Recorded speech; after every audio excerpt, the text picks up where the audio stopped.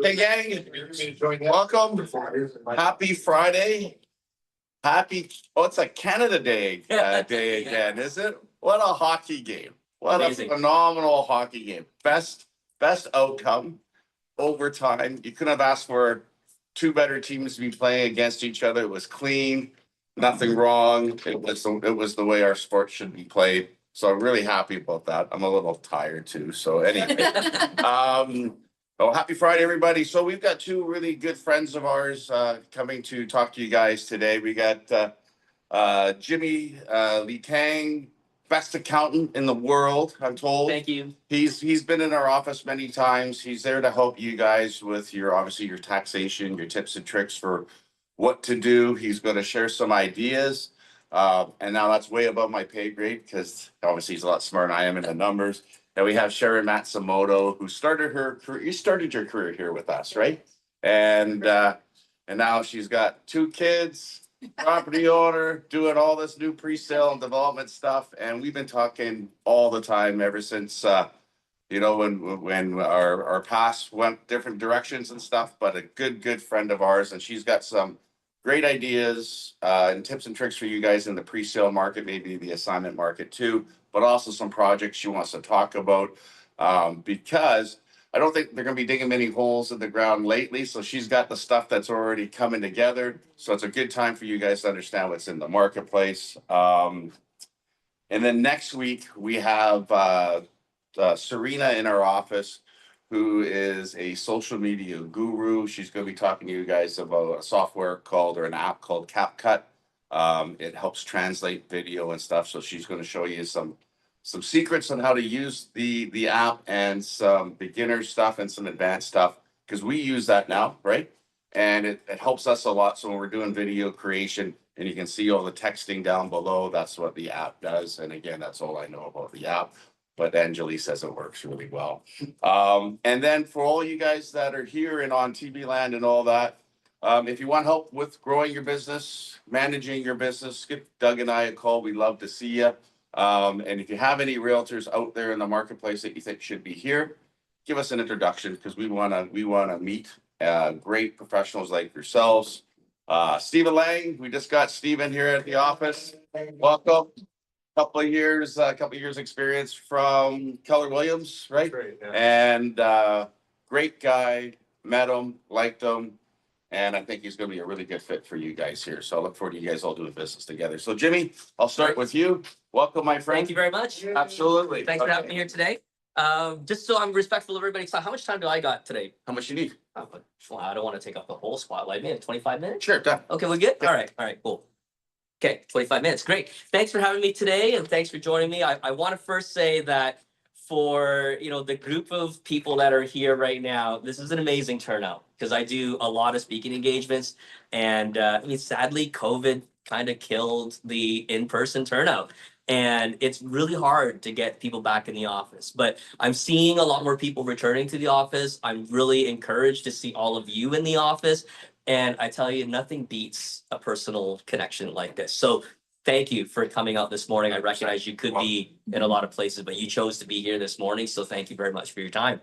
For many of you, I don't think I recognize a lot of faces. So I want to make sure that before we kind of talk about what we're going to talk about today, don't do anything here without talking to somebody first. So whether it be your own accountant or reach out to me, this is meant to be kind of generic in nature, right? Just don't go acting out on whatever you see here. Make sure you talk to somebody first. For myself, I specialize in working with real estate agents. So for me, it's all about personal real estate corporations, non-personal real estate corporations. I work with developers, small ones, right? Not the big ones. And because of my specialty in real estate taxes, you often find that you have a lot of questions in your business for your clients. And there's not too many places that you can go for a straightforward answer without having to pay somebody to give you an answer. And KPMG and all those guys have large real estate departments, but you're not going to get an answer from them. So do reach out to me if you have any questions at all. I love providing a resource for you guys. I've got a great working relationship with Michael and Doug. So consider me part of your professional network. Okay. All right. So today I want to help you guys maximize your income. And in my world, that means managing your taxes, whether it be minimizing your taxes or looking for deductions for you. These are the kind of things, especially at this time of the year when you're going to be doing your personal tax returns in a couple of months' time. Think about these things that I find are often missed, right? So we'll talk about referral fees, auto expenses, meals, entertainment. Your home office is one that also gets missed as well too. And then of course, the ultimate tax planning tool is converting to a personal real estate corporation. What does that mean and whether it's a great fit for you guys? I might not dive too deep into that just because I want to make sure we're staying within a certain time frame. But if you have any questions about converting to a prac, that's definitely something you'll want to reach out to your own accountant or touch base with me, and I'd be happy to talk to you about it. Okay. All right, so referral fees are fees that you pay to a third party to the transaction. They are neither the buyer nor the seller. It's somebody who referred business to you. You want to thank them for sending you the business, so you want to pay them a referral fee.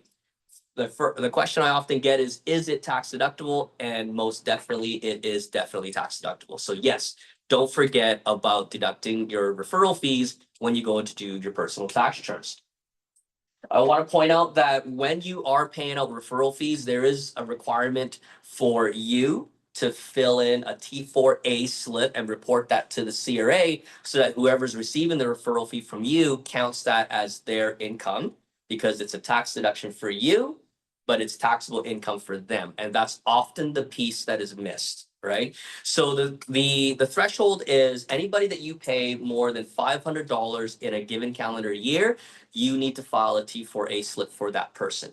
Okay, it's not the end of the world if you don't and you forget, but if the CRA asks you to file, then of course now you're late, because if you missed it, it's late, and they'll charge you a late filing fee for that. And in the worst case scenario, if you don't file the T4A slip, you could find yourself in a situation where that referral fee then becomes non-tax deductible for you. So you'll get that deduction denied. Okay, so with the T4A slip, you need full name, address, and the important part is the social insurance number for whoever's receiving that.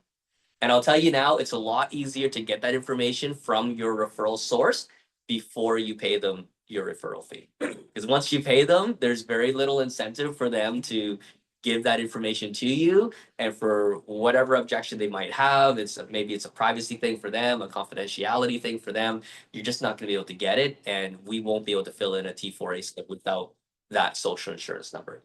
Okay. Any questions so far about referral fees? Oh, wow, that was quick. Okay, one question over here, then we'll hop over to that side of the room. So when you say more than 500, so if it is less than 500, we don't need to report it? Yeah, not for that specific person. All right. So if you have, let's say, 10 people to whom you pay referral fees to, and you track what you pay them through the course of the year, and for anybody below 500, you don't have to report a T4A slip for them. Anybody that's above 500 for the year, you have to prepare a T4A slip for them. And it's above 500 in either one or more payments. So you really need to, if they happen to refer 2 or 3 deals to you and the cumulative referral fees paid to them is more than 500, they meet that threshold too. Okay. Questions over here? Yeah. Yes, sir. Have you ever had anybody be through an audit? In the 10 years, I've only had one. One. I've only had one. All right. So that's why I said it's not the end of the world if you don't. It's more a compliance piece, right? So 1 out of 10 years, I mean, that's some really bad luck, right? So that really is some bad luck. But for the most part, it's important enough that I wanted to convey that to you, because coming out of COVID, and especially now, the Canada Revenue Agency has really ramped up their audit department.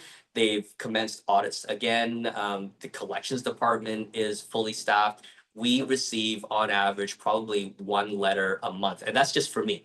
I've got 4 partners in my office as well. So between the 4 of us, there's 4 letters a month for all types of clients. A couple of years ago was vehicle expense audits.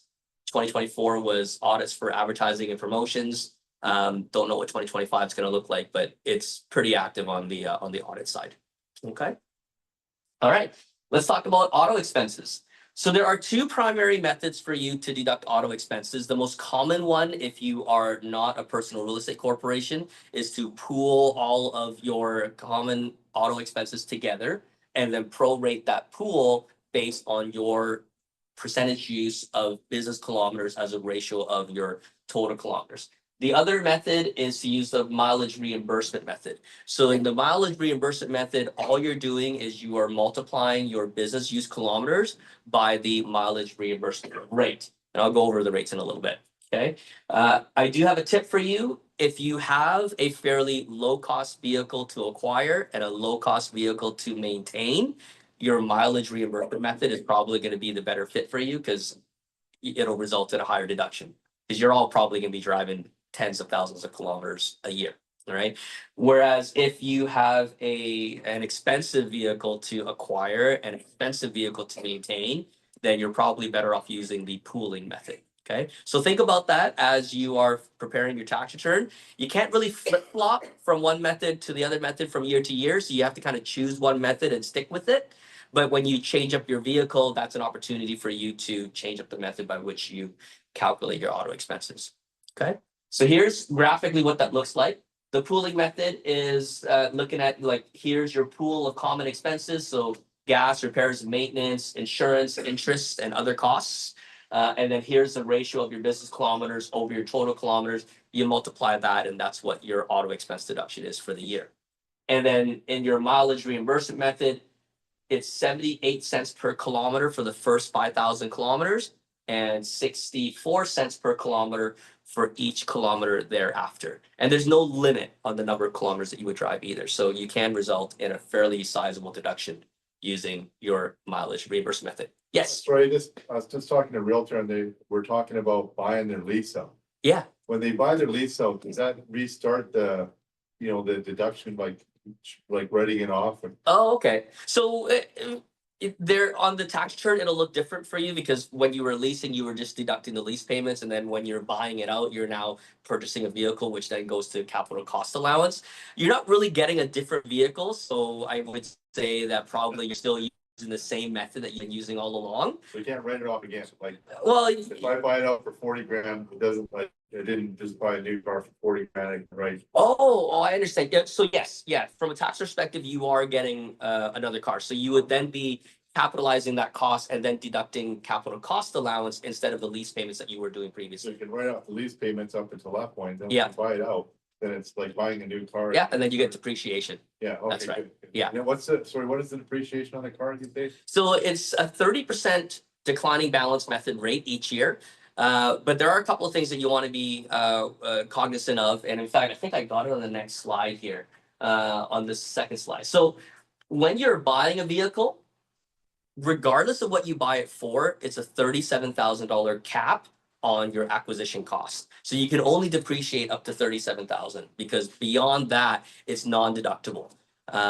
If we're talking about electric vehicles, it's a $61,000 limit. Okay, and the reason why the CRA puts that in there is because the Ministry of Finance in Canada doesn't want to finance your choice of a Ferrari when you can do the job with a Corolla. That's an extreme example. What about your lease? Was the lease value the same thing? So the leases have a limit as well too. So the leases, it's $1,000 a month is your cap for your lease payment. But the more that your vehicle cost exceeds that $37,000 threshold, the lower that $1,050 a month becomes. So you might end up with really just an $800 a month limit or a $700 a month limit, right? So the point being again is that the CRA doesn't want to subsidize your choice of a vehicle if you choose to get something that's fairly expensive. Well, I was just thinking, if you buy an expensive car and you lease it for the first 3 years, wait till the value goes down, then buy it out. Yeah, so you can do that too, but your lease deductions though would still be capped at $1,050 a month or less, depending on how far your purchase price, your vehicle price before, like, you know, when you acquire the vehicle on the lease, exceeds that $37,000 limit, right? Yeah, so anything that exceeds your limit would be not tax deductible for income tax purposes. Okay? So we just went over some of those limits. I do want to point out that if you make a down payment on your lease, that lease down payment does get amortized over the life of the lease. So you can't deduct that entire $10,000 or $15,000 or $20,000 that you put on the lease deposit. You do need to then amortize that over 40 years or 3 years that you have your They're lease. missionaries. Yeah. The down payment part of it, right? Because sometimes when you lease a vehicle, you got to put down a down payment. So that down payment gets amortized over the life of the lease. Okay. Can I ask a question? Yes, of It's course. the same situation when you finance a car? When you finance a car and you put down that down payment, it goes, the calculation is a little bit different. So your down payment becomes part of the acquisition cost. And you would still be able to add that as part of capital The cost. question before, if I have a car finance and if I pay it up to date, can I use that portion to deduct from my income or no? So when you bought the vehicle, you would have added the entire cost of the vehicle at the time of acquisition initially. So when you pay off the loan, that's not a tax deductible transaction. You already would have added the vehicle to your capital cost when you bought it. What if I haven't done that? So I switch to the real estate app. Oh, well, then if you haven't done that, then somebody made a mistake in your tax Okay. return. You can go back and amend your tax return. Yeah. I don't like amending tax returns, by the way. That just generally attracts more attention. Sometimes you're better off just like, you know what, live and learn. Made a mistake, somebody forgot to deduct something, we'll just catch, next year or the next time you get a car. Okay. All right, so. Sorry, Jimmy, yes. just real quick, could it be said that every time I'm in my vehicle, I'm out looking at real estate? Oh, that's a good question. Would that be an argument, like to say? Yeah, yeah. It is. It is. So I do want to point out, 100% of my expenses. almost, that would be on the aggressive side of the spectrum, right? What I will say is that you need to first consider where is your primary place of business, right? Now, for me, I have an office and that's my primary place of business. Right. A lot of my realtor clients work from home. That becomes their primary place of business. Some realtors, although they do work from home, they also rent a space from you here, and therefore this might be their primary place of office. So first you got to decide your primary place of business. Your kilometers from your home to your primary place of business as a direct one-way trip is not a business use kilometer. That's a personal kilometer. Right. Okay. But if you detour from your home to have lunch with a client or pick up mail at the post office or do whatever else related to your business, and then you come to the office here, that's entire trip becomes a business trip. Right. If your primary place of business is from your home office, then yeah, the moment you leave your home office, it's a business kilometer trip. And as long as you're not using your business vehicle for grocery pickup and whatever, then it would be, yeah, 100% business use, right? Yeah, thanks. Okay, a little bit more on the aggressive side, though. I do want to point out 100% business use is quite aggressive, but if you have a second vehicle in the family, it's defensible. And what about wrapping a car with all your face and I'm wonderful, look at me. Don't do it, Mike. If you wrap your car, that If I wrap my car, I get hired for other work than real estate. wrapping your car, that's still a tax deductible expense, but wrapping your car and driving it around town doesn't necessarily make all that driving business use either. Really got to think about where you're going, what you're doing. And I do want to point out that if you are subject to a vehicle expenses audit, it's a mileage log that you need to keep. It's the purpose of the trip as well too. So those are the things that the CRA looks for.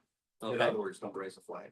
Yeah, Keep it. yeah. There's just an average in use. I think mine, when, 20% or something is private or 30%. Then Well, I always think and it's dependent on the business as well, right? So realtors, most of my realtor clients are going to be in that 80 to 90% range on average. Some realtors might be as low as 70, 65%. Other realtors are as high as 95%. I try to coax my clients away from that 100% I number. guess the higher they go, the better your log better be. Better be, but nobody keeps a log. Yeah, I don't even keep. log, so that's what I'm Right? saying. That's the challenge that I've got is nobody keeps a log. So I tell you, the CRA knows that there's lots of apps out there that you can use to keep a log. So gone are the days where you can kind of, get a little bit of leniency from them for failing to keep a log. They do want a log now, right? So But if you're using the average, they don't require that log, is that correct? so if you track a log for the first year, like a solid 12-month period, and as long as your business has not changed substantially in that baseline year, then you can continue using that log, that percentage for the subsequent years.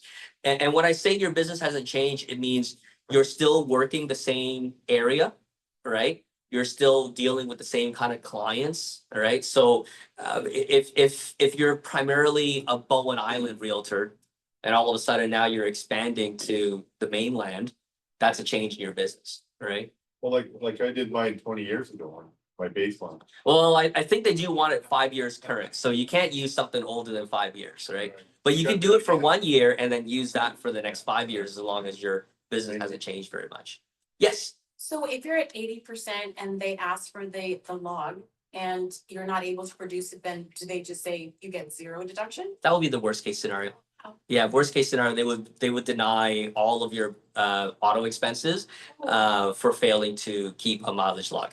Yeah, so that could be the worst case. I talked to a CRA person that was there 25 years and they said the absolute number that you would probably never get audited is 60/40. Yeah, Like they say, just keep it 50/60 and you'll never get looked at. yeah. So that's just an advice from somebody that is there. And is that across all expenses? For me, it's percentage of my, where I live and percentage for the vehicle. And I haven't changed it in 18 years. And Yeah. they said you're never gonna raise a flag. But next year, if you go 90/10, they're gonna go, it's all automatic. Punch Yeah. it in and all of a sudden my file pops up, then they're gonna go to GST. Yeah. income. So once they start to audit you on the vehicle, stand by for, Yeah, it's all computer generated audits now, right? Jump It's back. basically, does anybody remember statistics class from university? Yeah. Does the word standard deviation ring a bell with anybody? Right, bell curve, standard deviation, you don't wanna be 3 standard deviations out, that's your 1 percentile. Or no, that's your 90, yeah, that's your 1% deviation, right? You don't wanna be in there. That's why I go to Jimmy. So you wanna be 2 standard deviations, right? But not 3. Meals and entertainment, we all know it's 50% non-deductible, so I won't stress that too much, but there are a couple things I wanna point out that if you pay for a membership to a golf club, social club, gym club, those are all not tax deductible for income tax purposes, okay? Jimmy have a sailboat, I take all these Yeah. trips out every day. Not tax deductible either. And so the cost of acquiring a boat, maintaining a boat, mooring a boat, all of that stuff is not tax deductible for income tax purposes. What if I So- teach lessons on it? Oh, what's that? If I teach sailing lessons? That's a different line of business then, right? So in terms of if you are a prec, then and you have a boat, you can still get the prec to pay for the boat and maintain the cost of the boat so that you don't have to pay for it from personal dollars. But your prec is not going to get a tax deduction for that. If you are not a prec realtor and you have a boat, that's all personal expense for you anyways. So there are definitely some benefits there for a prec for these types of deductions. So a question? What about taking your clients to the tennis club for lunch? Oh, that's fine. That's meals and entertainment. That would be 50% tax deductible. and no liquor. Yeah. Oh, no, that would still be subject to 50% tax deductible. Well, I thought But liquor was but not. the membership is not. Yeah, so your membership fees to that tennis club, that's not tax deductible. What about a gift, a bottle of wine for Christmas, wine and chocolate? Oh, yeah, we're gonna talk about that in a little bit. Yes. Did I answer your question okay? Yeah, you did. I just find with the accountant, it's kind of hard because all my. I guess we just have to detail it because Yeah, it's everything's like all the fees, tennis club, all the meals and entertainment, we have to spend a certain amount per month there. yeah, that's right. So for my clients, I do ask them for their statement to like the Vancouver Club, Toronto City Club, their monthly statement, because their monthly statement will break out what's your membership fees versus your spend. So your spend is still deductible under meals and entertainment, subject to a 50% clawback. But your membership fees will be subject to a 100% non-deductible thing, right? And what, recreation and fitness? Yeah, so your gym club and everything as well too, not tax deductible. And I also want to point out that the GST on it is also not refundable either. So GST on your membership fees, that would be non-deductible as far as your GST return is concerned, okay? And I do want to point out that it's only meals with a client or supplier, like no solo meals in here, okay? So solo meals, that would be a personal expense, okay? And then obviously, I mean, this one liner here, I only put this in here because I just went through a meals and entertainment audit with one of my clients. The CRA auditor wants name of the person that you were with and the purpose of that particular meal. That's what they said. And they did deny expenses for the ones where we didn't have that description on the receipts. So yeah, auditors are being pretty sticky nowadays. Okay. Okay. There are some exceptions though. So if you have like a client appreciation event, and you invite all your clients and you invite all the members of your team, that would be 100% tax deductible. You can do 2 of those a year. So 2 large events a year where everything is tax deductible, despite there being obviously a food component to it, a liquor component to it, whatever, that would still be tax deductible. Okay, Home office, pretty straightforward. Very similar to your vehicle expenses. You would pool all of your home office expenses and then multiply that by the ratio of your home office to the square footage of your home. I do want to address that a lot of realtors have this misunderstanding that if you deduct any home office expenses, it precludes you from the principal residence exemption later if you were to sell your home. That answer is categorically false, but there are some things you want to consider. Your home office is really a secondary ancillary use to your home's primary use as a principal residence. So when I say like a spare bedroom, I'm thinking like 12 by 12 square foot bedroom, that's 144 square feet. So if your townhouse or whatever is 1,500 square feet, that's a 10% ratio, right? If you're in a larger home and it's 2,000 square feet or 3,000 square feet, that's a 5% ratio. We're not talking about a 30 or 40% ratio here. Okay, so don't be aggressive with your home office expenses and don't be making renovations to make your home office. Like, don't put up a wall if it wasn't already there. Don't take down a wall if it was already there. Just use what's there. Because if you start doing those types of things, then you're making a home office specifically for business use. And then the CRA would catch you on that if it came up, right? That you're changing a part of your home for business use, and that would trip over a partial change of use. Yes. Living in just a smaller place in here, you don't have a spare bed. Very good question, Doug. I have had home office audits where the auditor wants to see a discrete space. So either a den, a spare bedroom, that would be allowable. If you don't have such a space and you're really using your dining room, auditor's not going to allow for that because the dining room has obviously a personal use element because you're sitting there having lunch, dinner, whatever, right? So if you're talking about a home office space, you're really talking about a spare bedroom or a den. If you don't have such a space like that, I would probably say ignore the entire home office expense. Okay. Yeah. Any questions so far? No, we're good. Okay, and I think this is the last slide with regards to saving for taxes. I know that taxes and GST is obviously money going out for you guys, especially as it relates to GST. The GST that you collect from your clients and is paid to you, that's not your money. That's you hanging on to the CRA's money for them. You are a tax collector, right? That's not mine. It's not yours. And the GST that you pay on your expenses is a credit to you. But if you're a profitable business, I fully expect that you would collect more GST than you pay out, meaning that you will have a net cash outflow to the CRA when you file your GST return. I point this out because if you fail to pay your GST on time, you are failing to pay money to the CRA that didn't belong to you in the first place. So failing to pay on time is asking for a GST audit, okay? Failing to file on time is probably less of a violation. Failing to pay on time is definitely something that is significant enough that I want to highlight to you that you are asking for an audit when you are not paying the CRA money that belongs to them. Okay. Same goes with payroll. If any of you guys have payroll for employees that you hire yourself, payroll remittances are trust funds. And anytime we're talking about trust funds, you need to be on time with that. Okay. If you don't pay your income taxes on time, that's even lesser of a violation because income taxes are obviously not trust funds. Those are money that you pay to the CRA that is counted on your taxes. But make sure that you set aside some money. So I've got this little pie chart here to illustrate what I recommend to all of my realtor clients that they set aside. And it works whether you are a PREC or not a PREC. It's the same ratio. So you'll notice here that I carved out 30%. So 5% goes to GST. 25% goes to your personal taxes.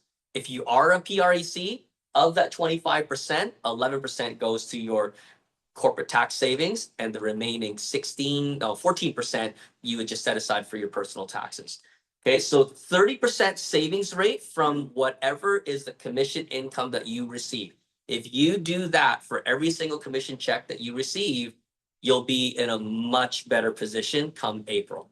Okay, because if you're already kind of struggling, you're probably going to spend your savings. But I highly recommend that you set aside this money and don't touch it. even if you're struggling, because that money you're gonna have to pay to the CRA anyways. So if you're already struggling throughout the year because you're not doing enough deals and you're not setting aside some more money, when it comes to April, you're gonna suffer some more, right? So do yourself a favor, set aside this money. I mean, heck, if you want to send it to the CRA early, you can do that, right? Yes, Doug? I have an account on my bank account. I can send it just directly by GST and my taxes. I can just send it to them right, take it out of my account and send it to them now. Even better. When I do a deal, I just do it right there. And I don't even see the money. Perfect. Out of sight, out of mind. Yeah. And that's really what I'm getting at is you gotta be really, really diligent. Okay. All right. So personal real estate corporation, I'll save that for another day. I'm looking at the time. I want to be cognizant of that. But if you have questions about converting to a prec or whatever, come chat with me and I'd be happy to guide you along that way. All right. Thank you very much, everybody. Thank you. So my takeaway from Jimmy is if you don't have an accountant, have Jimmy, Oh, thank you. please. If you're new to the business, start it right. Get an accountant to do your books, even as small as the books are. You're getting into the best habits. So when you have a Jimmy and you're going to move to a Sally, whatever, then the file moves really clean. I've seen it so many times where realtors aren't keeping track of their expenses and their ledgers. And then when CRA gets a hold of them, they panic, they don't communicate. And then we get these letters saying we got to garnish 30, 40, 50% plus of your commissions. Hate those letters. The best way to deal with it is you talk to CRA and you just be open to them. And then they'll be lenient to you because you're now communicating. They send those letters because you're being a doink and you're not responding and you're not being an adult. So anyway, Jimmy, thank you. I got some capital gains tax questions for you after. Sure. But now we got Miss Matsumoto in town. Crash, you can call her, or I can just call her that. And I look forward to this presentation. Welcome, everybody. How are you guys? Again, thank you guys obviously for being here in person. I'm so excited to be back here. This is actually where I started my career over 15 years ago. Seems like yesterday, Michael, but yes, it's been over 15 years. And I want to keep on script here, but I grew my resale business in the Lower Mainland and basically transitioned to pre-sale. I got a call from somebody who is now the COO of Anthem and said, "Hey Sharon, I need a good salesperson. I need you to help me sell some townhomes in Richmond." So I took the opportunity, and pretty much the rest is history. Because it's been, I've worked in-house with some very reputable developers. To name a few, Lettingham McAllister was one, Anthem, Beatty, and I am very blessed to work alongside some exceptionally smart people in our industry. So I have learned a great deal about the ins and outs about selling townhomes, high rises, and master plan communities. And today I wanted to just tell you a little bit about what I'm up to now. So again, my name is Sharon Matsumoto. I am with Tandem. It's a sales and marketing company, and we offer solutions to developers. And in the spirit of the name Tandem, we align ourselves with multifamily residential developers in the Metro Vancouver area. And essentially we operate as their internal sales and marketing teams. So we have obviously shared vision, and when starting Tandem, really what was kind of missing was what we found was that developers needed more of a closer relationship, like a B2B relationship with brokerages and realtors. And so that's sort of how we grew our business, and that was our shared vision. Some of the clients that we are currently working with right now, to name a few, is Rise, Mosaic, Alabaster, Integral, Killarney, and Holborn, just to name a few that we're working on. But I guess my biggest takeaway working with developers, working with marketing companies, and as a sales director for most recently Anthem, would be that, I had the privilege of working with agents like yourselves, people who had never done pre-sale before or had very little experience in pre-sale. And I help them grow their business. So they went from 0 deals to 1 deal to 3 deals to some agents over 100 deals across multiple communities. And essentially that's, you know, something that I pride myself in, and I feel like I've had the privilege of really, you know, essentially growing people's businesses. Not just, you know, obviously you have your own resale business, but pre-sale is another area to tap into, because not only can you sell the pre-sale, you can potentially have the listing afterwards, and you could also potentially farm the community. So that's a lot of business on the table for agents. So my entire career, just wanted to mention, has been establishing relationships with the realtors for respective companies that I've worked with. And I just wanted to go just a little bit over a Q&A. So if you want to go to the next slide. I know you guys are probably very experienced, but I wanted to find out in the room, who has ever sold a pre-sale before? Just hands up. So a handful. And who has never sold a pre-sale before? Okay, so a few. What do you feel, and please engage, is what do you feel is the most important questions to ask when gathering information about pre-sales? Who's the developer? Who's building it? Excellent. How much is it? Exactly, yeah, Completion date. 100%. Yes. Exactly.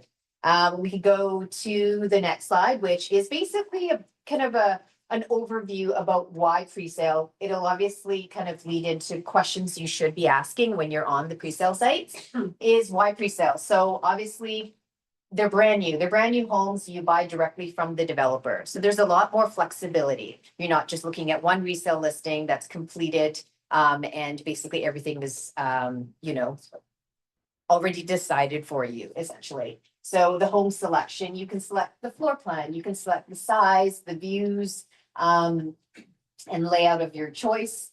You can select the color schemes. I know these things seem maybe obvious, but when we do have tours through the PCs, sometimes you forget to ask, right? The color scheme choices, sometimes there's you know, 3 different color schemes, sometimes there's 2. Typically what happens is the buyer usually chooses the one that's in the show suite. This always happens because it's already displayed. And then you've got the new home warranty. That's obviously another perk. You know, 2, 5, 10 home warranty is already included. And then you've got customizations. So customizations can happen with developers that are willing to maybe combine suites, or customizations can happen, say, swapping out a tub for a shower, or, you know, there's a lot of different customizations that developers offer, as well as some included customizations such as like built-in coffee bars, built-in cabinetry. So there's a lot of things that are actually already included, and definitely should be asked when you're visiting a presentation center. Parking and storage, these are things that definitely asked. They are either included or they're not. So sometimes when you're looking at, say, a junior 1-bedroom, parking has to be purchased on top. Storage lockers, some buildings don't have storage lockers and some do. So definitely those are things to ask. Is it included? Is it an additional cost? If so, how much? What are the sizes? And where are they located? Parking, we tend to find that a lot of people that buy bigger homes tend to ask, hey, can I get side by side? These are typically things that can't be guaranteed, but you can request it.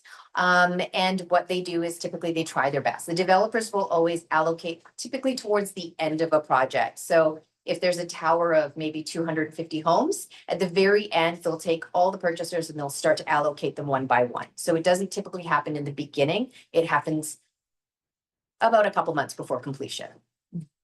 Amenity rooms. I mean, this is something obviously when you're working with buyers, it's a nice thing for you to ask, well, what's important to you? Do you guys want a fitness center? Do you want a social lounge, amenity room where you can have your kids' birthday parties? What is important to you? And typically some buildings, they have fitness centers, yoga studios, concierge. Obviously you guys specialize in the downtown area, so perhaps for your buyers, a concierge is important. They can retrieve packages, you know, all these types of things that might add value to the building. Children's playground and outdoor barbecue.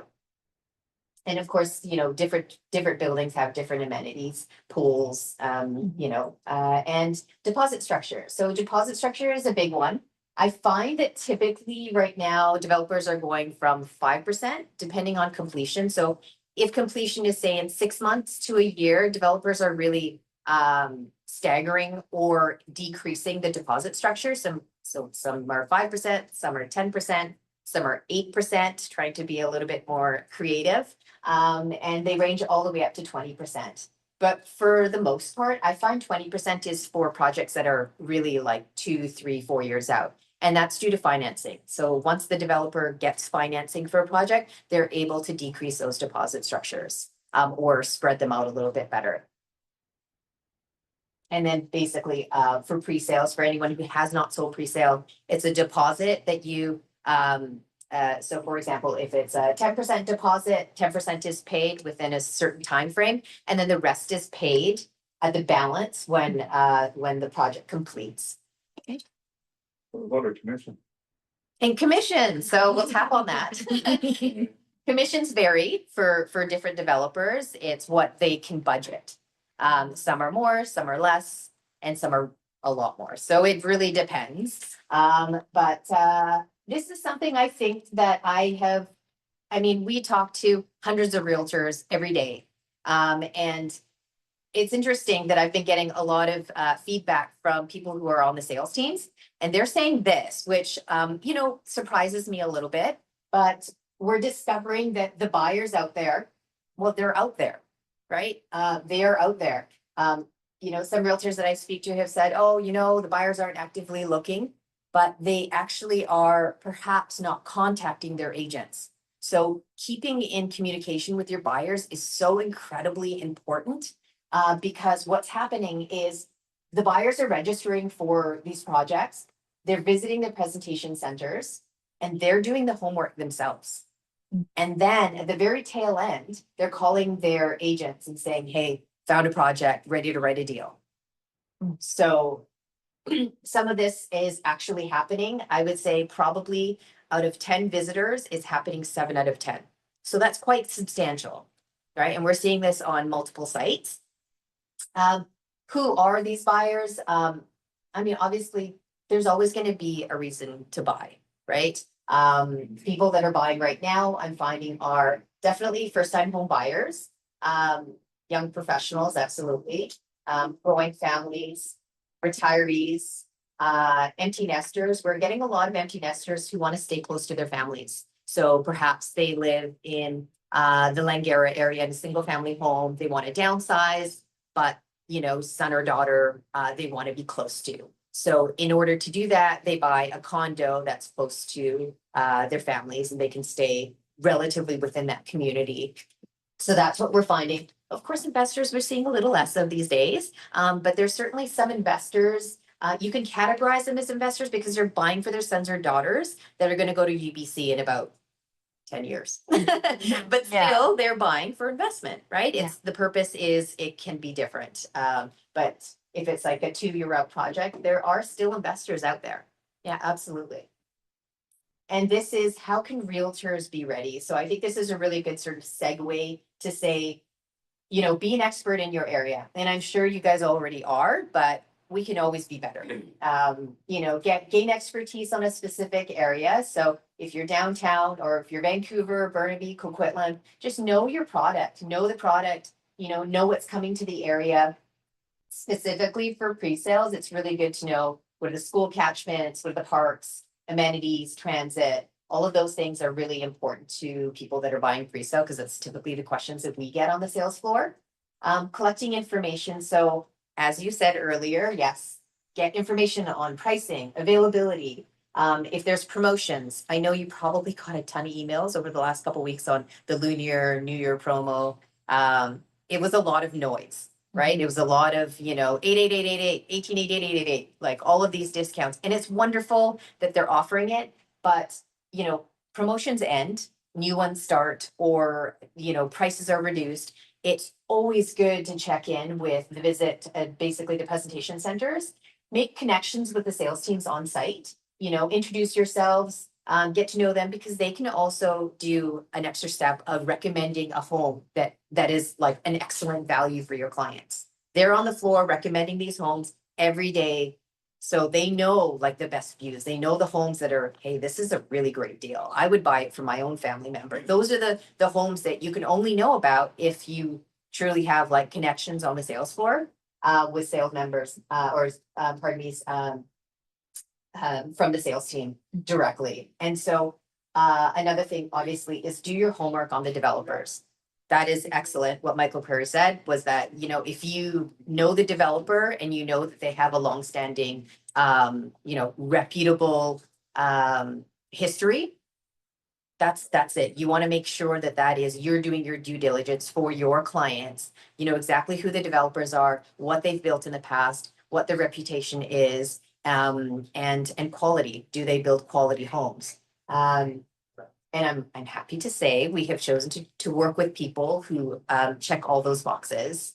And also securing a mortgage. What's neat about, you know, pre-sale, what I found is sometimes we work with mortgage specialists that do like a blanket mortgage rate. So typically you can actually get 6 months completion or a year completion, you can get a better rate for specific projects rather than going straight through a mortgage specialist. But if you obviously are already working with somebody and you have a good connection, it's kind of good to shop around to see what people are offering specifically for sites. And we'll go to active projects. So this is the fun part. Okay, so Kinsley is a beautiful location. It's just off of West 28th and Yukon. So if you guys can see, there's like a QR code. This is to book a tour and more information. So I've made it really, really easy for you guys. So if any of these projects sort of speak to you or, hey, I've got somebody that might be interested, feel free to just scan it and you can get all the information, all the floor plans and brochures and pricing is already in there. And of course you can touch base with me later because I brought physical brochures. Yes. Yeah, your, whatever that is, like the whole thing to your own website. Yeah, so we can, yeah, absolutely. So this is something that we can work with each agent that says, hey, you know, you want to send it out to your database? Absolutely. Put it on the websites. I Want to put it on your website? into mine. Okay, well, let's, When they do projects and they see. Yeah, Kinsley, yeah. Boom, it Yeah. just clicks in there. Now that comes up kind of under my auspice. absolutely. If they have a question.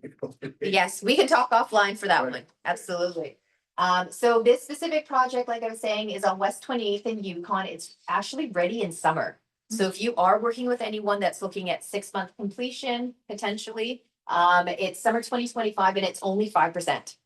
So Queen Elizabeth Park is just around the corner. Hillcrest Community Center is around the corner as well. When I say around the corner, it's literally a block away. And it's all residential homes in front of you and behind you. It is a pocket of just the best neighborhood.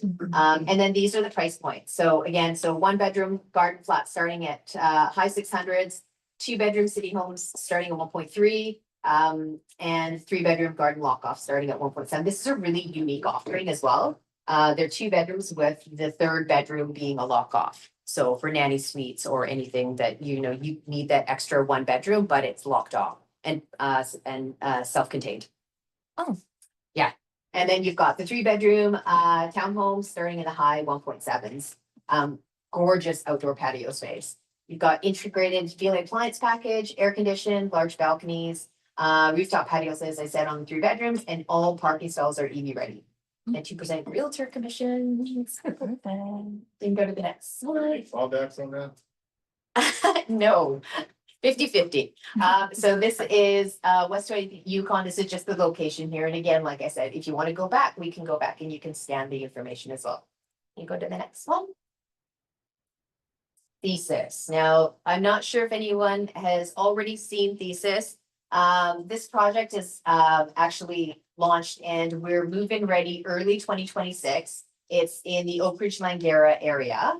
So on 49th and Cambie, or east of Cambie, and it's junior 1 to 3-bedroom homes in Oak Ridge. And starting in the high 600s. Alabaster is an incredible developer. They build quality. This project specifically, if you want to go to, actually, I'll just start with this part here. So this building here is a 5-story mixed-use building. So the first 2 levels are actually double height retail units. And then above from the 3rd, 4th, and 5th floor are all the residential homes. Deposits are 15% and there's a 2% realtor commission as well. And this is the difference between, say, you can find 2 product types, and this is like, obviously, like I was saying, be the expert. Thesis works with 2 award-winning architect and interior design firms.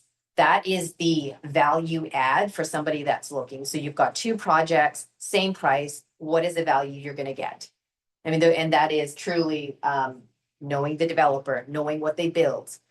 Because your clients will come back to you later on after they've purchased it and said, thank you. Thank you for helping me buy into this building. Where, you know, my friend bought into that building and they didn't get half as many upgrades or options or like incredible, you know, floor to ceiling windows, like all these features that are going to be a value add when they live in the home. So Yamato Architecture, so this is Taizo Yamamoto is the architect. He's also done several other residential developments in Vancouver and Studio Rosalind as well. So they have a show suite out of their Alabaster office. So if anyone wants to take a look, it's right in Mount Pleasant. And then you've got a QR code as well. Adore 49th, it looks like we are monopolizing the Langara area. This is another project just down the street. It's called Adore 49th. We had a show suite right off of Cambie and 41st, but it's closed. There are only a handful of homes available right now, but there are 1, 2, and 3 bedroom homes. And it's also 5 stories. And the main level, and we have a few retail spaces as well. Where were the other 2 projects in the map? Sorry, I was just curious. So this is Adore 49th here. Mhm. Yeah, and then ours is just over a little bit further down. It's right in front of Langara College, but Oh. Langara College has a huge like green space right in front of it. Yeah. And Thesis is directly in front. So the views from the front on the top floor, you're seeing Mount Baker, all the like basically the mountain ranges, Richmond, and then all the way around. So on the back side of Thesis, you can see, and I just did a site tour, so I know this. You can see all basically North Shore Mountain in downtown Vancouver. It's beautiful. Yeah, it really is. Yeah. And the next one, so this is again Adore 49, just some more information. So 7 retail units on the ground level. You know, obviously it's 8% deposit, so that's, you know, a little bit more unique. Early 2026 completion. So Thesis and Adore are both early 2026 completion, and then the 2% realtor commission as well. Next. I know it's a lot of information, so it's and there are so many projects out there, and even for myself, I'm like, oh, that's a new project. Oh, that's a new project. So even for myself, I find it's hard to keep track, but it's always good to keep just even if it's like a Google Doc of all of the projects that are coming to market, and maybe your client says, hey, have you heard of this? Rather than saying, oh, I don't know, let me go get some information. You already have the information. You know, this could be something like, because it's like I was saying, 6 months or a year from now. That's really where we're competing with resale. So you're getting potentially something that's absolutely brand new from the developer for resale pricing. And that right now is kind of where we sit in the market, where you can take advantage of that. Next slide. Holborn. So Holborn, I'm not sure if you guys are familiar with Holborn, excellent developer as well. They have right now in Squamish, it's called Vista Townhomes. It's sort of the last, I should read off here. This is the most, so they're about 1,500 to 1,700 square feet. I'm not sure if anyone ever gets requests for Squamish, but it's right. I mean, it's close downtown Squamish. So this is specifically in the Capilano College Squamish area. So that's a university. That's why they call it University Heights. It's the final townhome release in the community. So there's only 10 exclusive townhome opportunities left, and it's sort of at the top. So the views are spectacular. And they also have 4 single family homes remaining as well. So these are nearing completion. Price range. So they're starting in the high 1.4s, but take take the QR code. And to be honest, we're right now, since I would say starting February, there's been a great deal of interest. Mm. So if you do have anybody in Squamish, it's definitely something to, Karen, before I forget, all these other developments that are going on, yeah. the parking and storage, are they LCP or common? What are developers doing? Is it still, the Yeah. limited common property still common? Yeah, that's a great question. It's typically leased. So there's a lease agreement, which every developer has a disclosure statement. Right. The Bible, we say. So there's a disclosure statement and then there's a First Amendment. Sometimes if it's a very long drawn out project, there's several amendments to the disclosure statement. So that's like, to go granular, it's basically, financing, occupancy permits. You know, sometimes there's changes in the actual, strata lot unit numbers have been changed or maintenance fees have been changed, budgets have been changed. Those are certain things that they, But do they start, like the strata plan, does it already have that marking is limited common? Or just typically, common? yeah, typically they do. Yeah, it's associated, but it's usually like a lease agreement is what I've seen for most. Great question. So again, I'll just go into, so this is sort of the last, so this is early 2027 completion. And as I was saying, it's sort of in the $1.4 million range. But to book a tour and just get more information, just feel free to click the QR code. Another tidbit is, has anyone kind of been keeping track of the Mount Pleasant area, 33rd across from Hillcrest Community Center? There's a little project, Little Mountain, that's coming to market soon. Very, very exciting. I know everybody's been kind of like, hey, what's happening there? That is actually another project we're going to be working on. And I'm going to connect with Michael on that so that you guys can get some exclusive access to it. Because it's definitely something that you're going to get some phone calls. Mhm. So that's next and to be coming soon. When's completion on that one? For Little Mountain? to be continued. Okay. Yes, absolutely. But if you are interested, feel free to reach out to me. Yeah, I'll get you on a list. So this is just more about the Vista townhomes and at 5% now and 5% in a year. So you can click on the QR code and then just have a little bit more information. I think that's it. Is that the last slide there? Yeah. Yeah, awesome. I have a couple of gift cards I want to give Yeah, away. everybody get business cards out Oh. while we're collecting the cards. Sharon, thank you so much, guys. Thank you guys for having me. So my excuse me, my takeaway from Sharon is we're not just in resale business, but we're in pre-sale business. Know the product like she knows her product. We have access to their product. We can advertise it on your personal sites. We advertise it on our site. We're advertising it on our social media site. But there's no point advertising it if you don't know it, right? Because you got to get ready for the question. And I think one of the biggest things from Sharon that I've always followed, she pairs herself up with really good developers. I mean, there's small developers and there's big developers and there's well-heeled developers where there's a big trust in the marketplace that they can complete the projects and they have the funding. So really understand the history of the developer and don't be afraid to ask the questions, right? Wait, I had a question about that. For Sharon, and what is the most efficient way to actually able to find information on the developers, especially if you're new to, you haven't been around for years to understand the names and what they've done? Absolutely. So if you want to get more information about a specific developer, I would actually just contact, so if you've seen, so for example, like a presentation center like Kinsley. Yeah. By Integral, they have a full wall of information about the developer. So how they started 40 years ago. Typically, every reputable developer has information at the PC. And they've got one pages or even inside, like, for example, like these presentation books, they always have like one full page about other developments that they've built, history about them, where they came from, who they are. So that's sort of the first point So of. what was the online part of that?